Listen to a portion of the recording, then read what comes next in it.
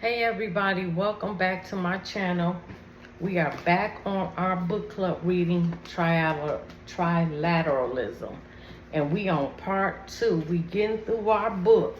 This is some good information, book written in 1980.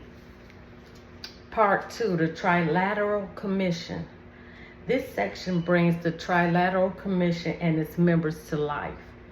The stage is set by review of the rise and decline of the post-war international economic system, revealing the background conditions which led to the birth of the Trilateral Commission.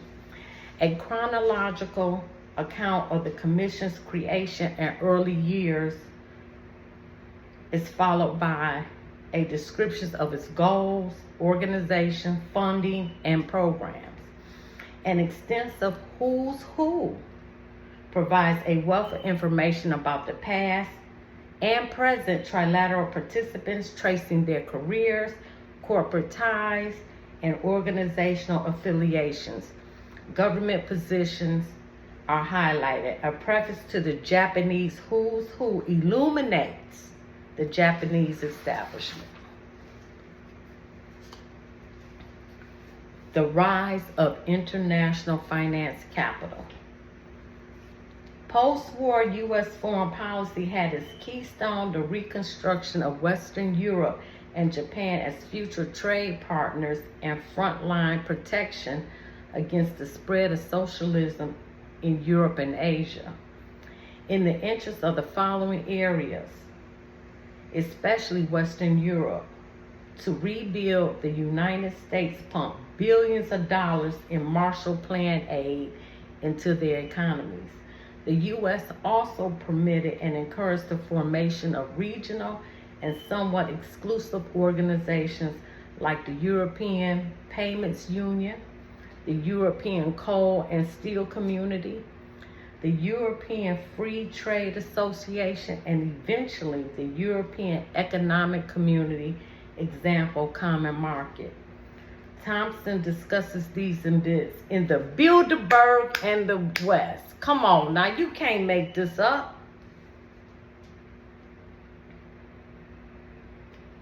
What evolved was a system of international trade in which Japanese and Western European manufacturers found it relatively easy to sell their goods in the U.S. market in competition with domestic U.S.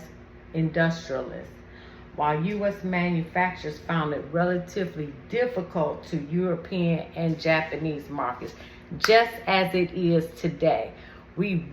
China don't buy our shit, Japan don't buy our shit, Europe don't buy our food, which I can't blame them. We got the worst food. We the only country that unalives its citizens through its food. They don't buy our stuff, but we buy their stuff. Same thing. When was this book written? 1980, same thing, 2025. Even though Trump trying to change it through the tariffs. The price then for a strong capitalist Western Europe was a Western Europe comparatively protectionist via U.S. imports. Yet virtually the entire U.S. ruling class considered they price worthwhile to save the world from communism. And the price was paid by U.S. exporters, whose share of free world trade market fell 23.3% in 1948 to 15.3% in 1970. Western European exports to the U.S. grew 4 times as fast as U.S. exports to Western Europe.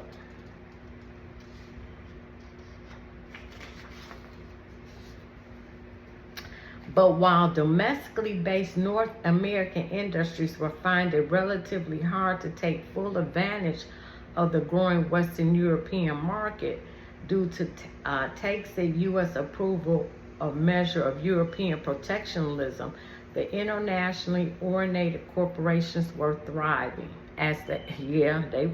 Wow.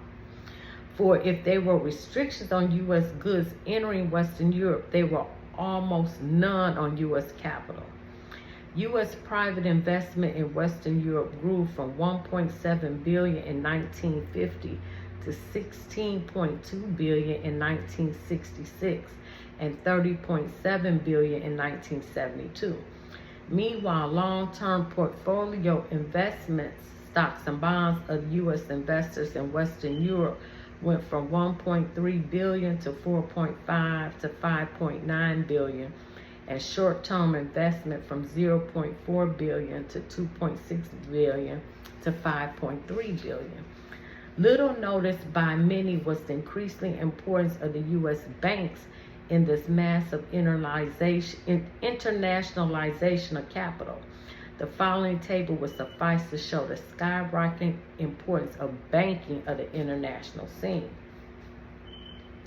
So on this chart here, which you don't have privy to, number of banks 1968, U.S. banks with foreign branches, was 8. 1970, 79, 1974, 129.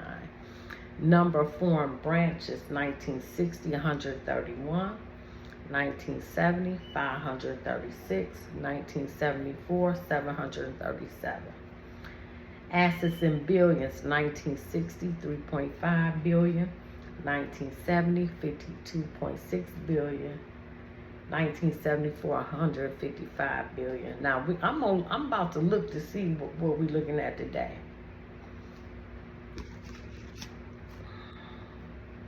I'm about to Google this real quick. I'm interested. Well, we in 2025 now.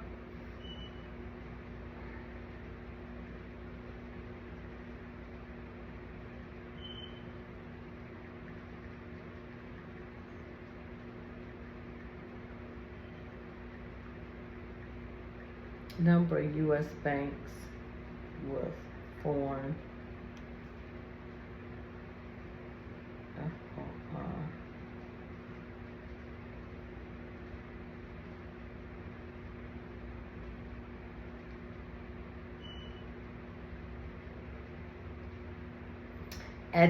At the end of 2022, there were 4,136 banking offices in the United. Wait a minute. Wait. I don't like that.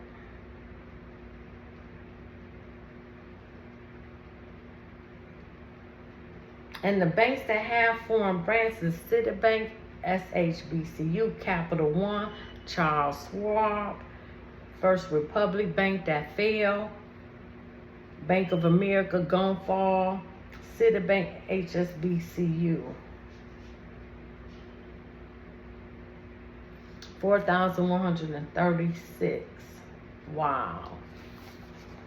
Foreign investment in the United States also grew rapidly as European and Japanese corporations moved to tap the enormous North American market and enjoy labor costs which have become increasingly similar to European and Japanese scales. Direct investments by foreigners in the United States went from less than $8 billion in 1962 to 26.7 billion in 1975.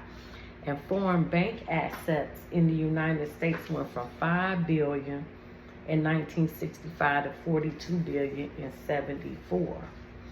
It was clear by the mid-1960s that most mobile, far-seen, and important sectors of U.S., Western Europe, and Japanese imperialism were increasingly intertwined and even more international. The dream of the world economy community seemed on the way to realization, if only a somewhat restricted community of billionaire banks and businesses. The trend was noted early on the most influential U.S. world businessmen and bankers, with David Rockefeller, Illuminati himself. Like I said, who borrowed money from the Rothschilds to get started.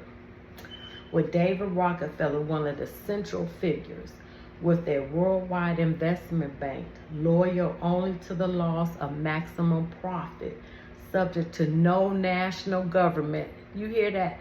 Subject to no national government. These forces raised their voices in a call for the elimination of any restrictions on free trade and investment. Broad human interests, said humanist Rockefeller, are being served best in economic terms where free market forces are able to transcend national boundaries. Wow. It is indeed time to lift the siege against multinational enterprises so they might be permitted to get on with the unfinished business of developing the world economy. You can't make this up. Indeed, international bankers, corporations, and investors have little need for tariffs. That's why they so pissed off at Trump and other trade barriers. Their interest lies in finding the most efficient, profitable, productive, and convenient spot for their investment to serve those broad human interests, which is themselves, and then to put that capital to work untrampled by such outmoded forces as trade barriers. That's why they pissed.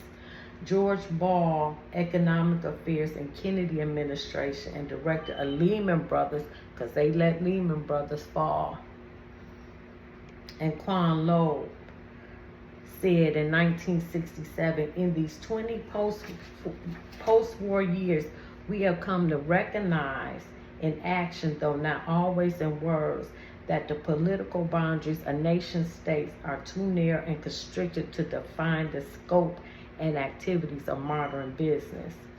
Except in extractive industries, most U.S. enterprises until recent times have concentrated their activities on producing for the national market, exporting only their surplus. Many still do, however, there is no longer adequate for requirements of the world we live in. In order to survive, man must use the world's resources in the most efficient manner. This can be achieved only when all factors necessary for the production and use of goods, capital, labor, raw materials, plant facilities, and distribution are freely mobilized and deployed according to the most efficient pattern. Let me make sure this is all the way up.